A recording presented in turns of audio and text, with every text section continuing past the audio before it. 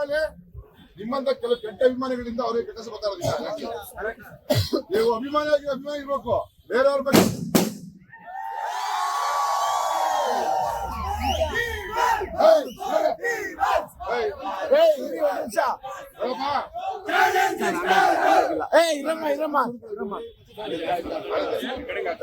ಮೇಲೆ ನೀವು ಅಭಿಮಾನಿಗೆ ನಮ್ದು ಯಾವ್ದೇ ತರದ ಇದಿಲ್ಲ, ತೊಂದರೆ ಇಲ್ಲ, ಎಂಜಾಯ್ ಮಾಡಿ ಫಿಲಿಮ್.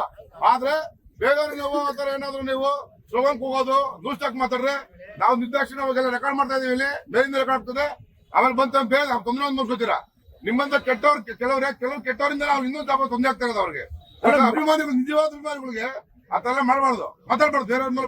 ಇನ್ನೊಂದು ಹೇಳ್ತೀನಿ, ಮೀಡಿಯಾ ನಿಮ್ಗೋಸ್ಕರ ಅಲ್ವಾ ಸಪೋರ್ಟ್ ಮಾಡೋದು, ಅವ್ರಿಗೆ ಯಾವಾಗ್ಲೂ ಅಂತಂದ್ರೆ ಏನ್ ಮಾಡ್ತಾರೆ ಹೇಳಿ, ಮಾತಾಡ್ಬಾರ್ದು.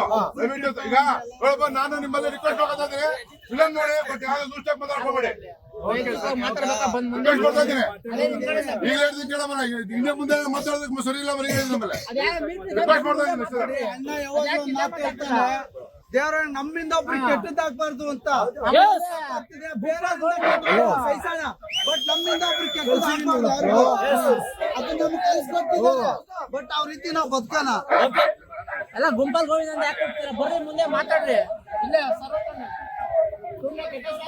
ನಿಮ್ಮಿಂದ ಒಬ್ಬರೇ ನಿಮ್ಮಂತ ಕೆಲವರು ಕೆಟ್ಟವರಿದ್ದಾನೆ ಆಗೋದು. ಬನ್ನಿ ಫಿಲಂ ಮಾಡ್ರಿ, ಸುಮ್ಮನೆ ಬಂದು ಅವರ ಕೆಟ್ಟ ಮತ್ತೆ ಯಾಕೆ ಊಟ ಮಾಡ್ತಾರೆ. ನಿಮ್ಮಿಂದ ತೊಂದರೆ ಆಗ್ತಾ ಇರೋದು. ಕೆಲವರು ಕೆಟ್ಟ ಅಭಿಮಾನಿಗಳಿಂದ ತೊಂದರೆ ಆಗ್ತಾ ಇರೋದು. ಒಳ್ಳೆ ಅಭಿಮಾನಿಗಳು ಯಾರು ಆತರ ಆಗಲ್ಲ. ಏನೋ ಬೇರೆ ಬಾಸ್ ಬಗ್ಗೆ ಕೂಗ್ರಿ, ಏನ್ ಬೇಕಾದ್ರೂ ಮಾತಾಡ್ರಿ, ಬೇರೆಯವ್ರ ಬಗ್ಗೆ ಏನು ಮಾತಾಡ್ಬೇಡ್ರಿ.